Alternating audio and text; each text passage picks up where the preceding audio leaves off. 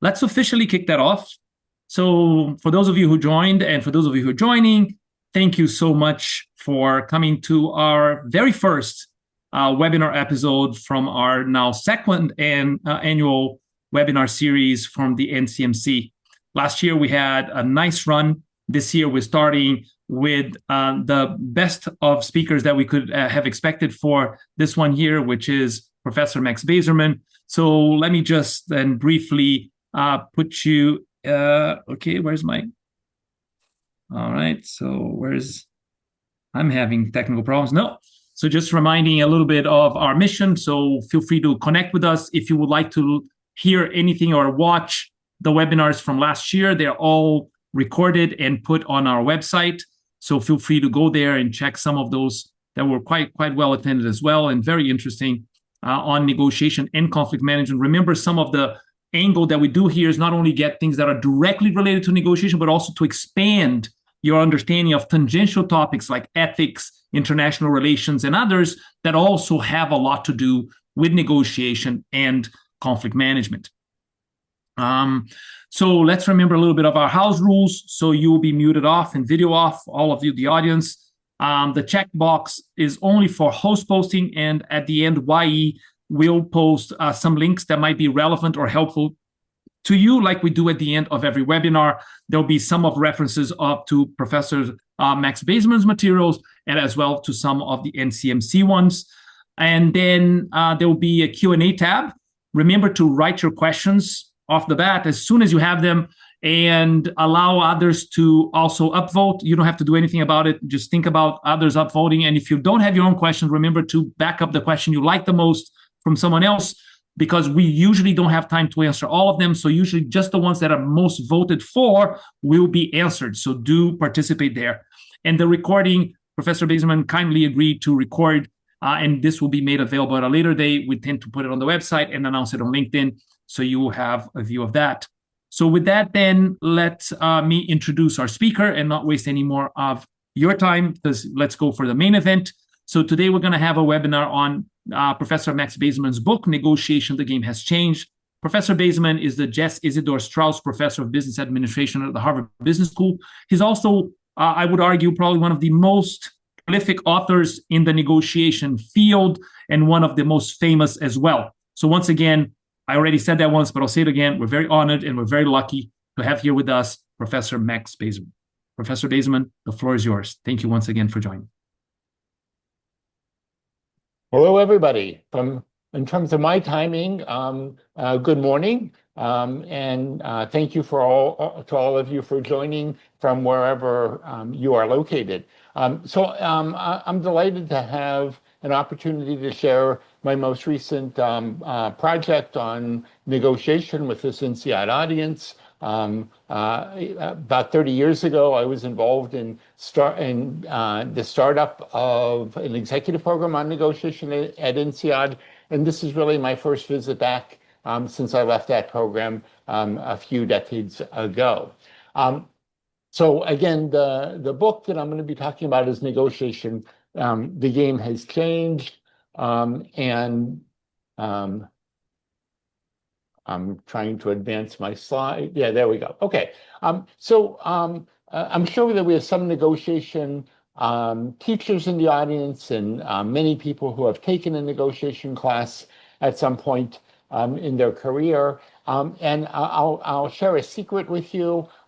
Negotiation is among the easiest things to teach in a business school. Students love it. It's a very popular course. The structure that we use in terms of having people involved in simulations is very enjoyable. So overall, not only are my courses positively received, I find that all of my colleagues' negotiation courses are positively received. And while the reception is positive, toward the end of a class, it's common for me to have a student come up to me and say, "This was a fine course." And then there's a but. And my book is about the buts. And the buts almost always have to do with something specific about the negotiations that the person that I'm talking to is currently facing. It might have to do with the cultural norms of the country that they're in, the cultural norms of the people they're negotiating against, the current economic environment, such as a supply chain crisis, the fact that the other side isn't honest, the fact that I now need to negotiate over Zoom. It doesn't apply to negotiating with my romantic partner. And you can go on and on and on and on about what these buts might look like.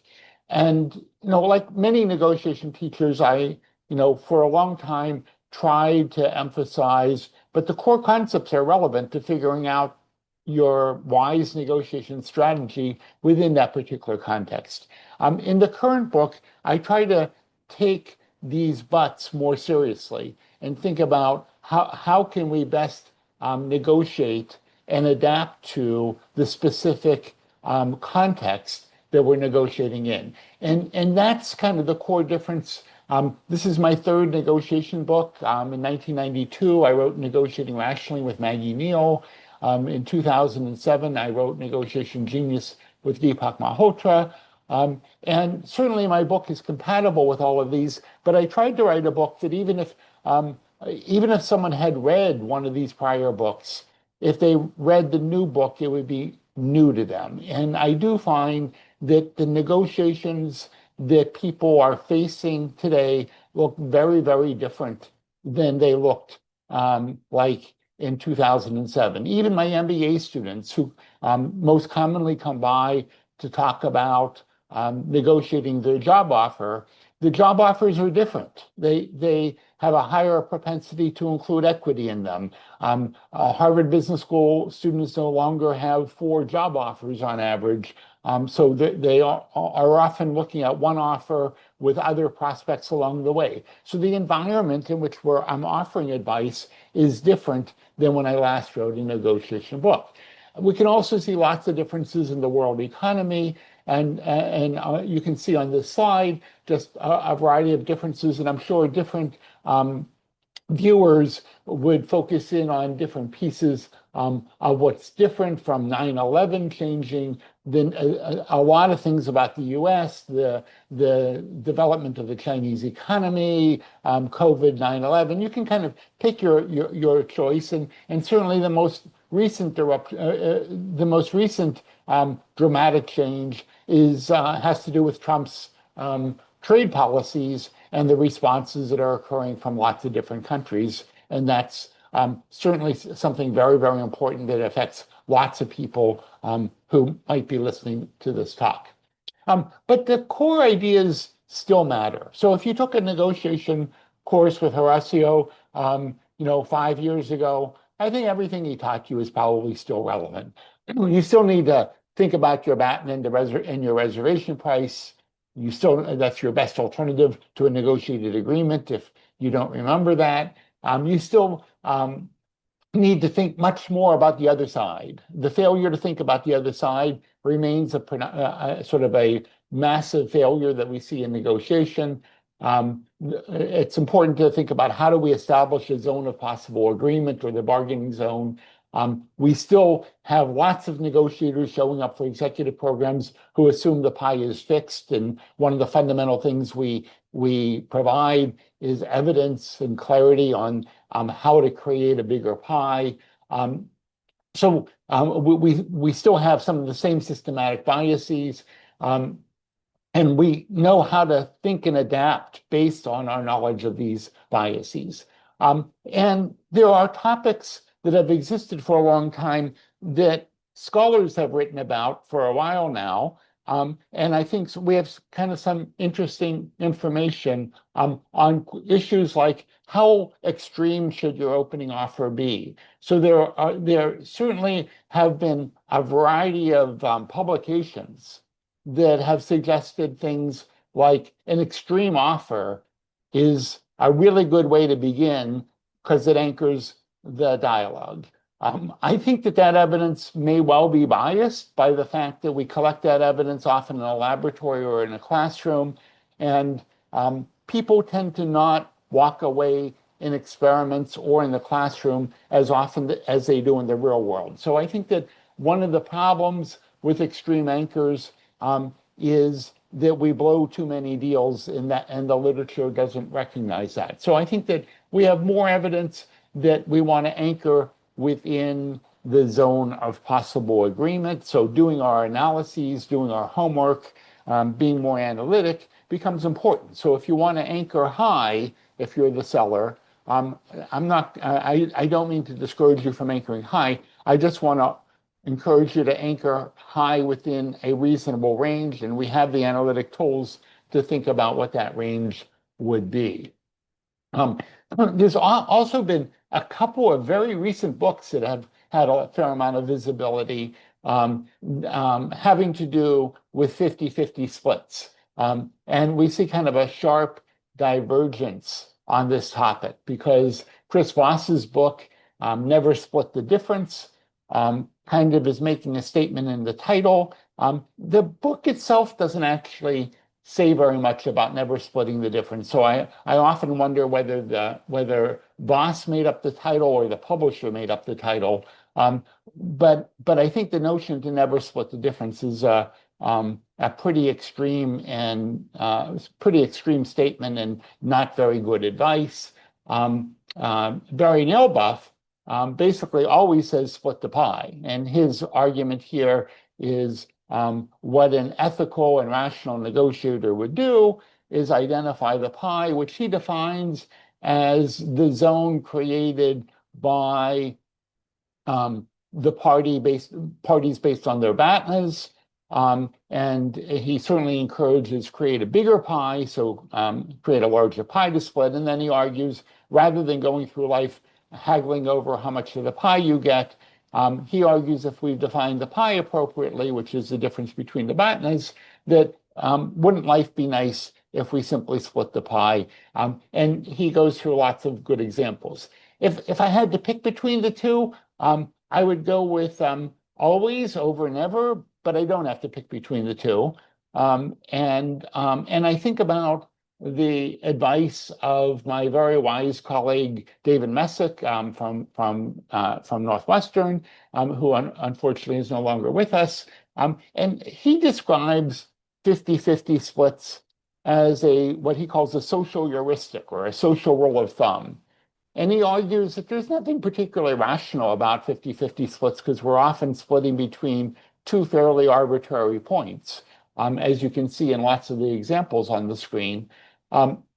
Rather, he argues that what 50-50 splits are is really a nice basis for not needing to argue about the issue. So when you go out to dinner with another couple and the bill comes and you each pull out 2 credit cards and you tell the waiter divide it 50-50, you're not arguing that we ate the same amount and spent the same amount. You're arguing we don't need to talk about it. So it's a social way of moving forward, avoiding the need to talk about who ate more and things like that. So, and we can think about lots of different situations that have this feeling to it. If you look at the top example, in the car story, when the salesperson at the car dealership says we're only $600 apart, let's split the difference, there's certainly no basis for that being fair. Rather, they're using that as a social heuristic. People tend to have feel an obligation to say okay, even though there's little basis for doing that.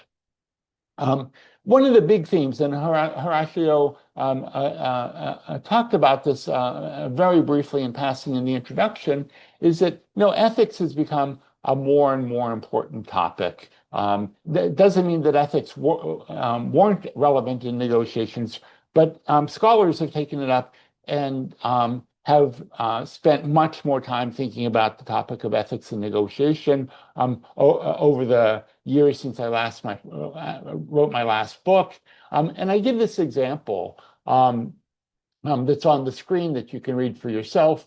And it refers to an agent offering you advice, and it feels like it's bad advice, but good for the agent. And we've all been in situations where a real estate agent, a investment banker, a our investment advisor gives us advice that's good for them, and they claim it's good for us. And when that happens, should we question their ethics? Um, and and I would argue that in that context, we should realize that humans tend to see things biased in the direction that best meets their needs. So agents, when they're advising us to be more concessionary, they probably believe that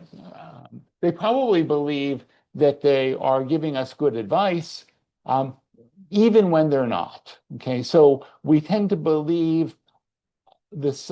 We tend to bias our views in the direction that favors what benefits us. That doesn't make them a bad person, it makes them human. And we need to understand how these kinds of partisan biases end up working. Okay, so one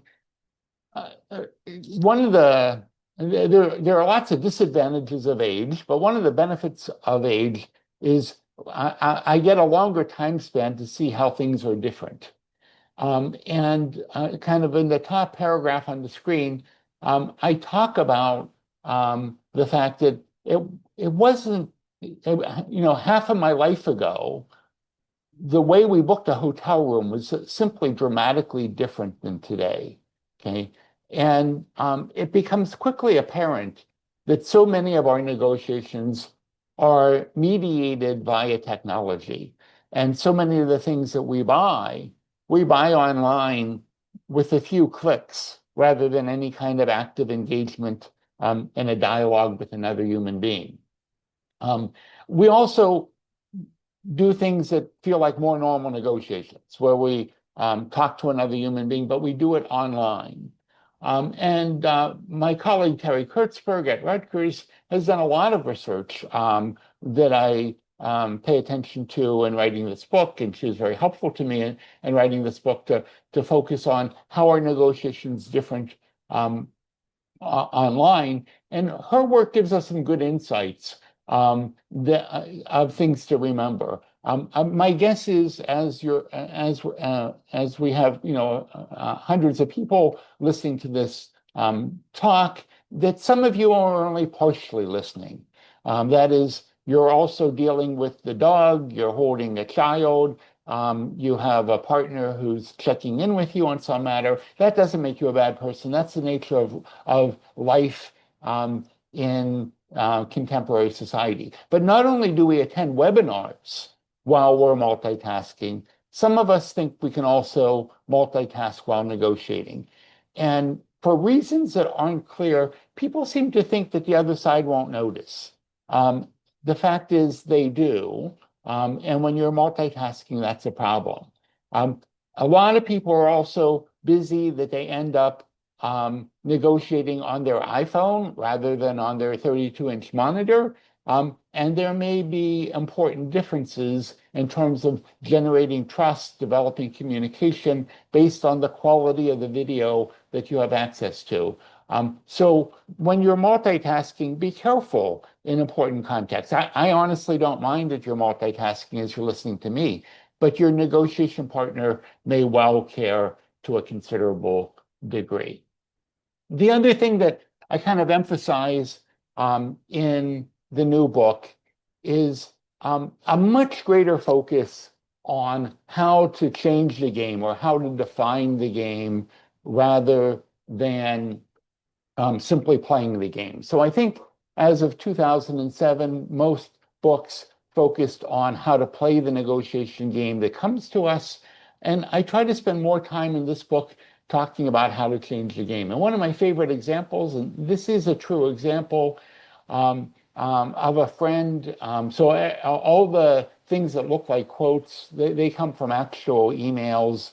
My friend basically puts her condo on the market for $989,000, and basically plans.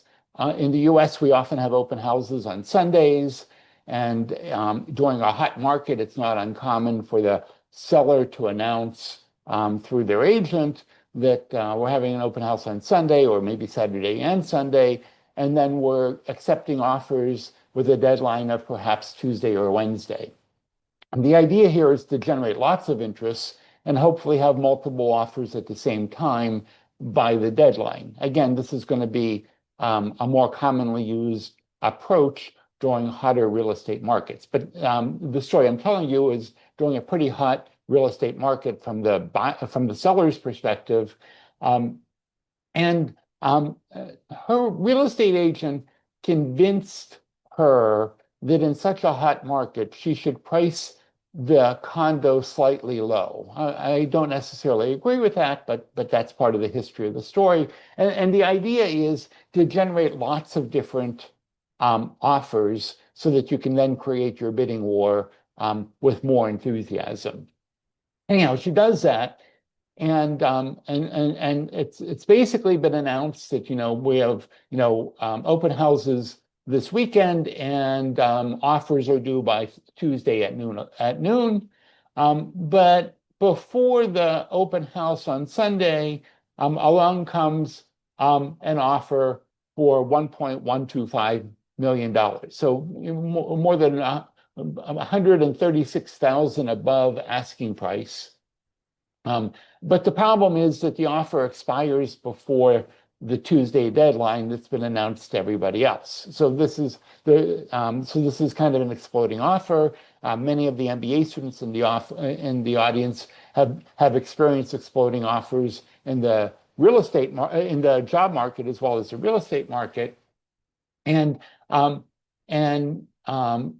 the agent sent the email at the bottom to my friend with the sort of information about the offer. And it's really annoying. It says, wow, I think these are your buyers. You should seriously consider this offer or counter at 115 to see if they bite. He emphasizes all kinds of nice things. He jokes about the non-refundable aspect of the offer. And he basically encourages closure. And I then get a sort of an email asking the question of how to respond. And I had read my colleague Guhan Subramanian's book on deals, and in the investment banking context, there's something called a go shop provision. And I'm going to show you the go shop provision in the context of this actual real estate deal. I proposed to her that she counter with a request for the prospective buyer to make their offer legally binding through the following Wednesday. In return, offer the prospective buyer a chance to beat the best offer the seller has received by $25,000 if they receive a higher offer by Wednesday. And if no offer arrives, the seller commits to accepting the current offer. The idea here is this 1125 offer may provide a hint that you have dramatically underestimated the value of the condo and allows you to go shop the market. And what you're giving the prospective buyer in return is the opportunity to know that they can get the condo if they want to slightly beat what other offer comes in. For reasons that I'm not entirely sure of, they basically went back to the buyer with my idea, but they changed the 25,000 to 10,000, and the buyers agreed to this provision. They put the house on the market, and they ended up with an offer of 1.2, which the Friday night buyers beat by $10,000 and paid $1.21 million. So my friend and her partner were delighted as they had received about $60,000 to $85,000 more than they had they followed their agent's advice. And the idea here is, rather than sort of, do I meet the deadline or not, is there another option that we can identify that will allow us to change the game in a favorable way? I can also tell you about changing the game with the negotiation of the book that I'm currently talking about. So my last book before negotiation was a book called Complicit. It's a book about ethics, also published with Princeton University Press. And when I was basically looking for a publisher for the Complicit book, I ran a modified auction process. I had 5 publishers who were interested in offering me a contract on Complicit. After eliminating 2 low bidders and getting second bids from the remaining 3, I had a pretty good idea of where I was going to end up, or at least I thought I had a pretty good idea of where I was going to end up. And for a variety of reasons, I did prefer Princeton. And so I went back to them, and rather than continuing the auction into a 3rd round, I basically provided a variety of terms and asked for them to increase their advance by about 20%, and said, if you take this within the next 24 hours, I won't go out to the other 2 publishers to get further bids. And they accepted it. And sort of, I was kind of pretty happy with my negotiation. I had got a nice advance on this book. And I'm sure life was busy because I'm typically a pretty careful person. I typically don't use a lawyer to review my book contracts. But they had put in clause 10, and it's actually pretty common in standard book contracts from publishers, and I, on a routine basis, basically strike them out before I sign the contract. And publishers are often sort of agreeable to me eliminating the next contract. But I didn't, and this clause exists, which basically gives Princeton an exclusive right to negotiate with me. So they had changed the game. So I had changed the game in how I ran this auction to sign Complicit, and they had changed the game on how I was going to end up negotiating over negotiation. The game has changed. And I had signed it, so I certainly honored it. I could easily stall. So with the clause that exists, I could simply talk to them for this period of time, and then put the book out for auction with others. But in fact, they made me a fine offer, and we came to agreement on this book as well. But what's interesting is how boilerplate clauses in a contract that you often sign without paying attention, and I'm pleading guilty to that, can often have a fundamental effect on future negotiations in ways that we don't particularly anticipate. So I'm sharing with you what I consider a mistake that I made, not one that came back to haunt me, fortunately.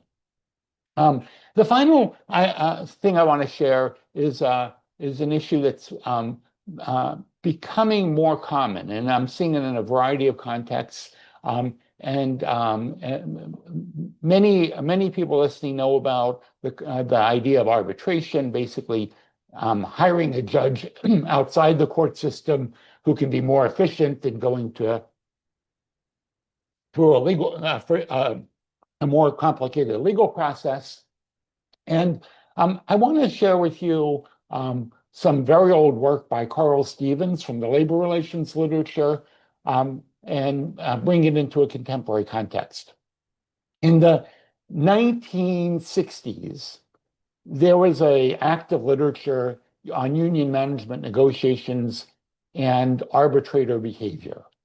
And a common claim in the arbitration literature, which I don't think was accurate, but the claim was that arbitrators tend to split the difference and take a middle point between union and management in order to not annoy anybody too much. Because if they are too in favor of management, too in favor of labor, the other side won't hire them in the future. So there's this notion that arbitrators split the difference. And if arbitrators are going to split the difference, then the parties are likely to remain more extreme, anticipating an arbitrator who's going to split the difference. So you want to have a more extreme position if the arbitrator is going to divide your side and the other side's position and find the position in the middle.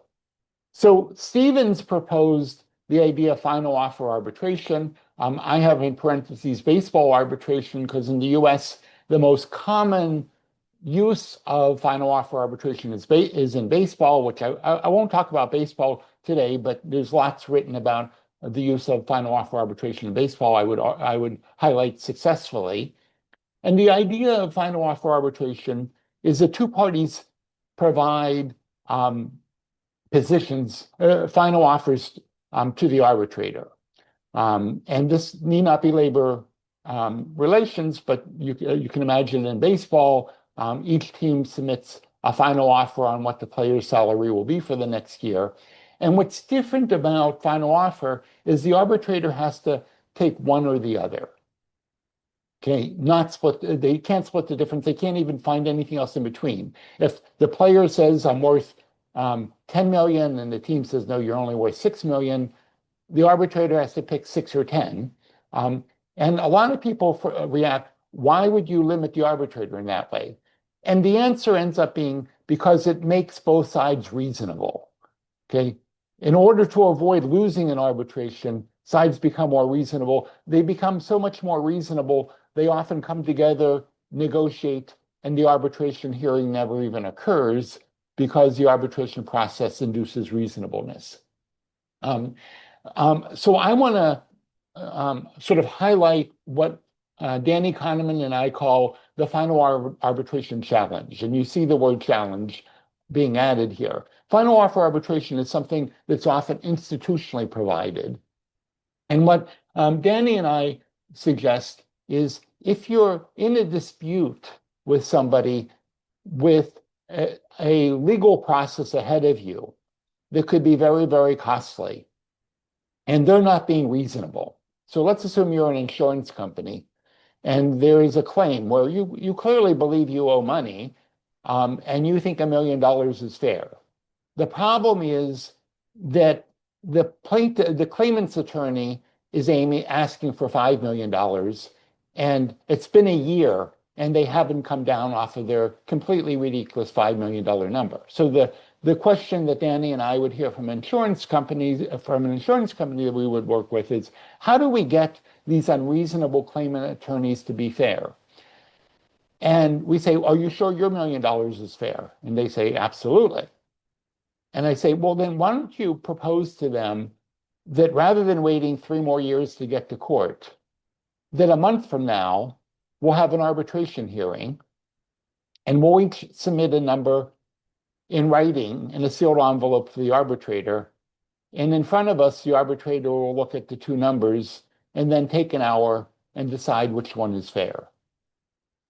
And if your $1 million is truly far more reasonable than the other side, this should work just fine for you if in fact they remain unreasonable. But more likely than not, simply the final offer arbitration challenge will not lead them to say, okay, let's do it. It's more likely to make them reasonable, okay, and bring them to the negotiation table. So we see final offer arbitration, the final offer arbitration challenge, the proposal to go to final offer arbitration, as a way to induce reasonableness in the other side. And Danny and I, working with a very large insurance company, have implemented some of that. And we have a Harvard Business Review article talking about it, but it's also in negotiation. The game is changing. So another way to change the game in interesting and creative ways. Okay, I want to clarify that that there are times to not negotiate. So I'm not arguing you should always sit at the negotiation table. At times, it could reduce the integrity of your own side for you to show up to negotiate against a completely unacceptable position from the other side. I'm kind of a critical person, so there's often things at my university that I would like to be different. But I've never been prouder of Harvard University than I was when Alan Garber, the president, stood up to the Trump administration in all of the attacks that have been in the press, And there was an effort by the faculty to this is for the full professors, to donate 10% of our salary in order to support the university. And I have to tell you, donating to Harvard wasn't at the forefront of my mind until this episode. But when this occurred, there's never been such an important issue facing Harvard University, and I was delighted to contribute 10% of my salary to support the university in these very strange and difficult times. Okay, so I'm going to wrap up and turn things over to Horacio in a minute, and he'll tell us which questions are most popular and what we can get started with that. And I'll just mention before I stop sharing my slide deck that Horacio will provide a link later on, but you can also go to Princeton University Press to buy this book. And if you go to that site, the code BAZ30 will give you a 30% discount on the book. So it's been a pleasure talking with you, and I look forward to hearing your questions. And now I'm going to stop sharing and turn things back over to our host. Thank you so much, Max. Much appreciated and always instructive. So let me go into the questions, and please remember to either post your questions in the Q&A or upvote the questions that you think already reflect some of what you want to learn. So I'll get started with the very first one, which is about AI. Some of the things that, right, it is changing the world of negotiation for sure. And so what is the impact of AI on negotiations? Are they becoming different because of it too? Quite open question there. Yeah. So first of all, I would say don't get your AI advice from me. I just know so many people who I think are more sophisticated than I am. That's not going to keep me from answering the question. I'm just saying that there are people who are more knowledgeable. I'm working on my next book, and I use AI to give me quick summaries of lots of issues. I find AI shockingly powerful, and I will say we've all heard stories, but AI makes mistakes. I think that that's true. So I think cross-checking. So AI so often gives us information without giving us their source. But if you then ask for the source, they're very good about giving you the source. So I would claim that I'm quite careful when I use AI to then find the source that they got the information from to make sure that there isn't a mistake in their representation. So I think AI is powerful. I use it all the time when I'm writing, and I'm currently in writing mode. I'm currently working with two screens. One had my slides on them. One has the rest of our Zoom session on it. When I'm writing, I often have ChatGPT or Claude open. There's no endorsement there of one particular AI system. Again, there's people who know more than I do who can give you better advice on that. So I think that it's obviously a very powerful tool. And my colleagues are actively working on a variety of questions on the teaching front. Okay, so we're dealing with the question of how do we handle exams in a world where AI is available. We're dealing with a lot of our simulations. Both sides' materials are available out there that people can find. And that was probably true before AI existed, but AI just makes it a lot simpler. So I think that there are a variety, in the teaching context, there are lots of decisions to make. Again, I'm getting wise guidance by my colleagues who are younger and smarter than I am. But in terms of negotiation, my reaction is that there's things that AI is amazing at, and I'm sure we'll keep getting better at. And there's things that you still need humans.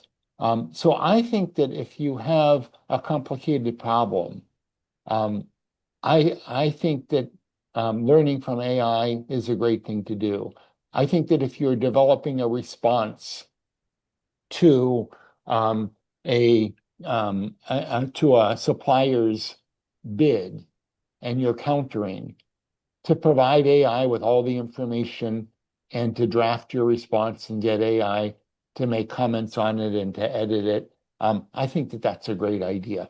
So I kind of think of use AI as a very smart friend who knows how to do some things better than you, but not everything better than you, and figure out how to benefit from incorporating the wisdom that AI can provide, but don't simply turn the negotiation over to an AI, to a AI agent to replace you. I think that at least for the next handful of years, humans still have a role in negotiation that I don't think will disappear. But I do think that we need to adapt and think about how we can improve our ideas. But at some level, I think that that's always been true.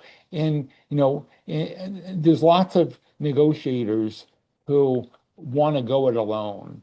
And I think we've long known that having some colleagues with you can help you in a variety of ways. And we've long known that we can do better by talking to friends, colleagues about how we should best respond. And we sometimes miss that opportunity.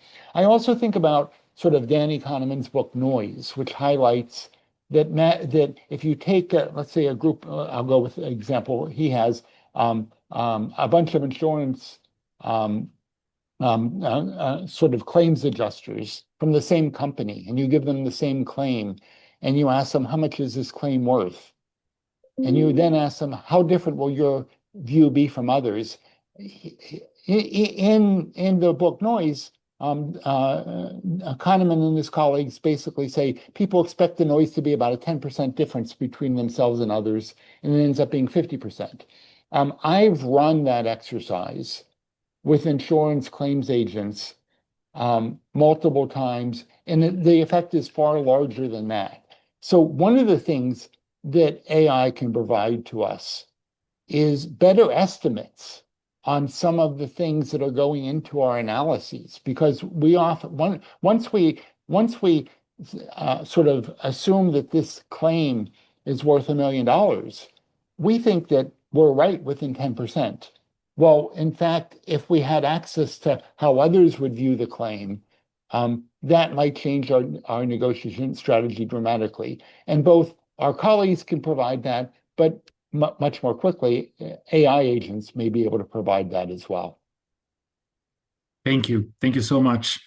For the audience, I'll provide a couple of other resources as well for those interested in that particular question, including a webinar that was run last year on that topic. So moving on to the next question.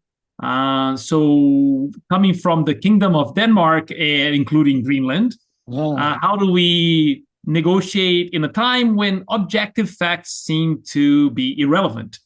Blue is no longer blue. Former agreements are disregarded. I'm assuming negated. Sorry, and history is a total matter of perspective. Mm-hmm. So I assume that since this person is from Denmark, that they're thinking about Greenland as part of that question as a subtext. I would assume that. Yeah.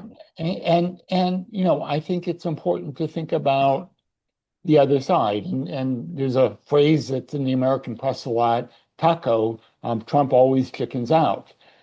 So there's often a lot of bluster. Now, the always has to be wrong because he has imposed draconian tariffs on many countries. So, but the likelihood of America actually using military force to invade Greenland seems unlikely. I think that I think Denmark and Europe would be well served to make sure that their bonds together remain very, very strong, and that they're a unified front as they confront the American administration. I think that so much of what the current administration in the U.S. is doing is realigning world trade alliances in ways that aren't going to be in the long-term benefit of the U.S. So we may be collecting some tariffs, we may be protecting some American businesses in the short term. But trade across nations is one of it creates enormous value. And I think that the tariff regime that we see and sort of the disruption of political alliances across countries is enormously disruptive. That doesn't give anybody in Denmark sort of tremendous comfort that all will be well and there won't be problems. But my reaction is that it's rarely a good idea to concede a lot to anyone bullying you. And you want to increase the degree to which you have connections to other friends that make it more difficult on the party doing the bullying. Thank you. So moving on to the next question. So how do you deal negotiating with partners who are not interested in growing the pie or creating additional value? Well, first of all, they may say that, and they may not understand that you can grow the pie, but I don't know anybody who would rather negotiate over how to divide $1 million when they could be negotiating over how to divide $1.5 million. So my reaction is everybody, if they understood the problem, would want to grow the pie. It just may be that they have what we call a mythical fixed pie. And I can tell you, having taught lots of executives at lots of fine schools, I run into lots of experienced executives who seem to be having fine careers who show up for a negotiation program in their 40s or 50s. And when they run into our first simulation, where you can grow the pie by millions of dollars by making trades across issues, they're surprised to see this. They've literally never thought about growing the pie. So I'm kind of rejecting the premise of the question. And what I hear as the premise of the question is, how do I deal with somebody who wants to negotiate over a smaller pie than a bigger pie? I don't know anybody like that. They simply don't know that the pie can be bigger. If they did, they would choose to negotiate over a bigger pie. Negotiation of the game has changed, and quite honestly, it's in negotiation genius as well. But I talk about 5 different strategies for how do we grow the pie. One is build trust and share information. 2 is ask questions. How much is issue A worth to you? How much is issue B worth to you? Strategy 3 is to give away some information because people reciprocate. One of the reasons that they're not telling you anything is you haven't told them anything. And those first 3 strategies I describe as healthy, normal ways to grow the pie in normal to positive relationships. But then 4 and 5, which are developed in detail, are really strategies, I think, that directly answer the question that the person's asking, which I'm going to redefine as how do you grow the pie with someone who isn't focusing on that topic, who hasn't read the book, et cetera. And strategy 4 is to give multiple offers simultaneously. So rather than making one package offer, give them 3 different offers that are net worth the same to you. And when they tell you those are all ridiculous, ask them which one do they like best. And when they say package C is better than A and B, we can now look, what are you giving them in C that's different than A and B? And we start to find out where the trades are. So we can start to grow the pie without them necessarily making any statement, I want a win-win agreement. Okay. So by making multiple offers simultaneously, we can find where the wise trades are. And then the last strategy builds off of a 4-page article by Howard Rafa about 40 years ago. His term was post-settlement settlement. And he basically proposed, show me 2 negotiators who have reached a complex agreement, but they're not happy with it. And then give me an opportunity to go talk to both sides and let me come back with something that's better for both of them. So basically, take a small pie agreement, let me find the big pie agreement, and and then ask them, do you want your original agreement or do you want the revised one? And Howard, who was not only nice and honest, kind, he was also brilliant. I'm confident that in lots of complex negotiations, he could have done exactly that. But what I propose is that we can also propose to the other side after we have a deal done. Okay, you now have a new deal. Essentially, we both have our new BATNA. Okay, I've agreed with you on what the deal is, but can we spend another hour?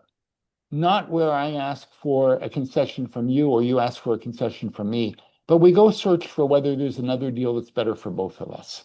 And if we can find a deal that's better for both of us, we can rip up A and move to B instead, to agreement B instead. So both making multiple offers simultaneously and searching for post-settlement settlements are strategies that are viable for people who may not appreciate the benefits of looking for value-creating agreements. Super good. Thank you so much. And you made me remember of my mentor, Howard. So that was particularly special. Thank you.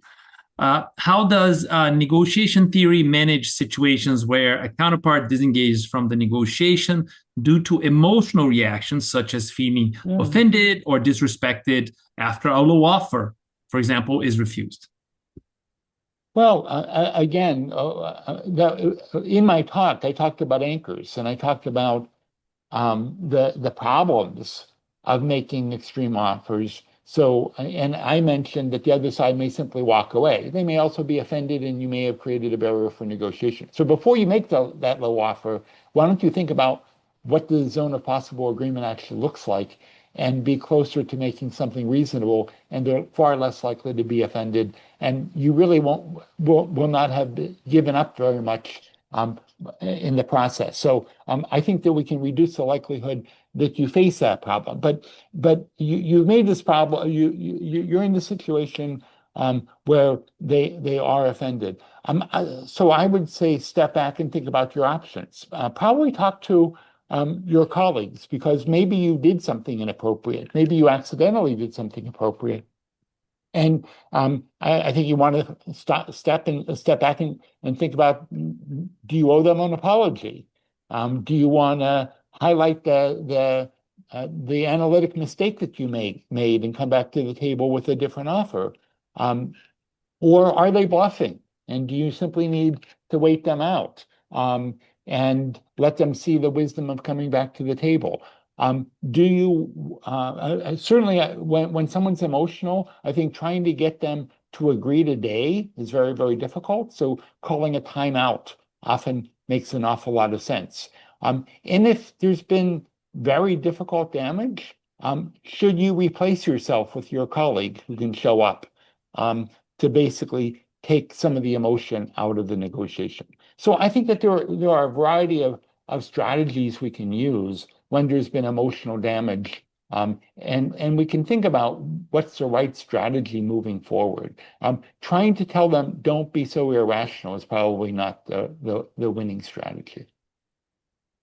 Thank you, Max. So moving on, I think we still have time for a couple more questions, so let's try to sneak them in. What is the best strategy to negotiate with a party that is not responding to our notice concerns? Do we need to engage with the legal team and further beyond to escalate to their C-suite executives? The whole theme of the book is context matters. So I need to know what are the norms in the industry. I need to know the norms in the country. I need to know how important the issue is. I need to know how reasonable I've been. So I don't have a generic answer to that question. I think we need to go back and analyze what's going on in much more detail before I can even approach a conclusion to that question. So the answer is I don't know, but hopefully I've clarified why I don't know and the kinds of questions that I think the viewer should be asking herself. Thank you. Thank you. Moving on. So how do you increase or ensure you arrive close to your best case if you have a low BATNA, no alternative clients at that point, with reducing time frame to secure a deal, and you are unable to get information about their BATNA. Was that Yeah, clear? Do you want me to so read it again? No? no, Because I think I got it. you So got it? Okay. yeah, um, one, it's good to notice that you have a very bad BATNA. Okay, sometimes people say I don't have a BATNA. That's almost never the case. When someone says I don't have a BATNA, that means that they don't have another concrete offer, but they have an alternative to what they're going to do if they don't have a deal. But this person is saying my BATNA stinks. That's good to know because it affects sort of how do you negotiate. So when I think of this person, I imagine an MBA student with one job offer and without another one on the horizon, and they want to know how to get more money out of this. And I often find that when your BATNA is terrible and they can figure out that your BATNA is terrible, you try to change the game. Okay, so which was a big theme of my talk earlier. And so let me give you an example. So my most common advice in life has to do with MBA students who have one offer and they want more money. And sort of I highlight that if you play a game called negotiation and the other side says, can you tell me about your other offer? You really have a problem. You've chosen to play a game negotiation and your BATNA is terrible and the other side has the winning hand. So what you might want to do instead is play a game called fairness and basically say, I love your company and I'm gonna take your offer. But what I'd like to ask you in return is to allow me to share some data from the INSEAD placement office that highlights what other graduates are getting in the same industry. Because quite honestly, I think your salary is low. Okay. Again, I've already told you I'm going to take the offer because I really want to work for you. But I'd like you to take a look at the data, reassess, and see if a salary adjustment is possible. And the student will say, well, won't I give up my power? And I'll say, now what power would that be? Because you didn't have power. Your BATNA was terrible, and it was easy for the other side to discover it. So if you're going to lose a game called negotiation, is there another game? Is there another definition that would allow you to be more effective? And can you shift the game in that direction? So that's at least kind of one approach to thinking about the problem. Thank you for all the terrific questions out there, and to everybody at INSEAD, thank you for allowing me the opportunity to connect to your audience. I really appreciate it. Can I ask everyone to join me in a warm welcome to Professor Max and his sharing. This was a fantastic and very illuminated, a great way to start our webinar series. Once again, Max, thank you so much. As you can see, the amount of hearts and claps over there, it's gigantic. But I don't think we've ever had something as big as that. So congrats and thanks once again. Hope to see you soon. Feel free to drop off. I'm just going to share a few slides with the group on some of the things that we are doing and promoting, as well as the link to Max materials and books. Remember, there is a code there for you as well. So let me put it out there. Thank you so much. Bye-bye. Thank you so much, Max. See you soon. Yeah. So as you can see here, there's a link to Max profile and publications. Feel free to take a snapshot or just join directly. Here's the link to the Princeton University Press with the code Bazerman 30 at the bottom here, as you can see. So if you use that, you get a 30% discount on the book. Just reminding you of our speakers from last year. So here, the link, you can go to the videos and the recordings of all of them. There was actually a couple of people who were talking about collaborating with the enemy. That was Adam Kahane, who spoke about collaborating with the enemy last year. Here are already some of the webinars that we're having booked for this year. So we're going to have Eric Whiteman, which is one of our own alumni who won the 2025 INSEAD Negotiator Award. So he will come in and share some of his stories and hopefully inspire us with some of the reasons why he actually won that award. Then we're going to have Professor Laura Cray from Berkeley, who will talk about the newer research on gender and negotiation. We'll also have Professor Brian Gunya talking about bartering and negotiation, and my own professor and teacher who introduced me to the world of negotiation, has already agreed to join us only in October, though. Also an author of Difficult Conversation and a co-author of Getting to Yes, Professor Bruce Patton. I'm particularly, for personal reasons, excited about that one. Here is some of the materials for the negotiation course for the world. If you teach negotiations, if you want to share some of these things, the nod you get here with anyone around the world, feel free to download materials. We have them in English. As you can see, they're all free, ready for download. We also have in Arabic, and we're also now trying to organize a wiki for 130-page languages that are being already AI translated. That it's taken us a few months there, but hopefully it will come out mid-year or something along those lines. Hopefully I'll be able to say yes at the end of mid-year again. Here's some of our latest productions. So we got Negotiators Who Change the World by a good friend of mine, Remy Smolinski, which is actually 30 chapters on different personalities of history and an analysis of how they negotiated their way into changing the world.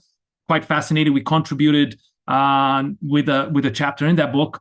We also co-wrote this chapter here with my colleague Anya Merce on Sheikh Zayed and how he was a leader as a negotiator, which is actually our chapter on that book, but slightly different, the two.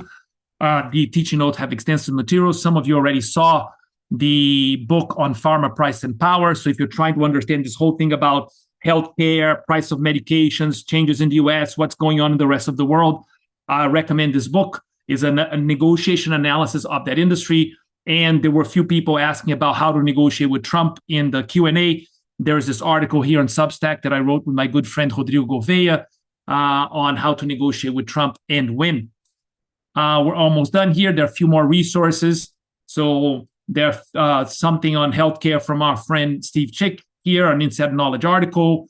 Here, AI, if you want to hear a little bit more on AI in negotiation, game changer, just a tool. As Max just mentioned, there are a few people who are writing on that. I'm actually one of them. Actually, this paper just yesterday got the best paper award on the journal it was published. So hopefully it's worth a read. Then expert perspectives on Trump's tariff negotiations. And finally, some material on cross-cultural. And with that, if you want to join our mailing list, we're promising not to send you things daily or weekly, but just some of the major announcements every now and then.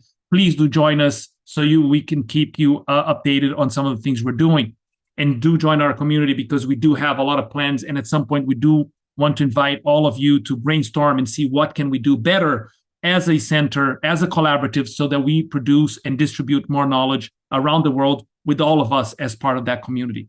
With that, then, thank you very, very much. This is the end of our webinar, and I hope to see you soon in the next ones.